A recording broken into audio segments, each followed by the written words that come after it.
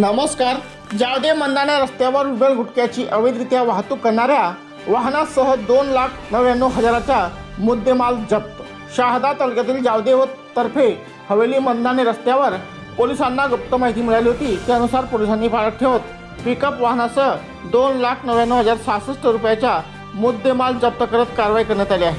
सविस्तर वृत्त असे की जावदे मंदाने रस्त्यावर दिनांक 9 जानेवारी 2024 रोजी 7 वाजेच्या सुमारास मंदाने जावदे रोडवरील त्यांच्या मालकीच्या शेतातील बांधलेल्या पत्र्याच्या शेड समोर विमल पान मसाला, सुगंधित पान मसाला अशा विविध प्रकारच्या महाराष्ट्रात प्रतिबंधित विमल पान मसाल्याची चोरटी वाहतूक करून विक्री करण्याच्या उद्देशाने येत असताना कारवाई करण्यात आली.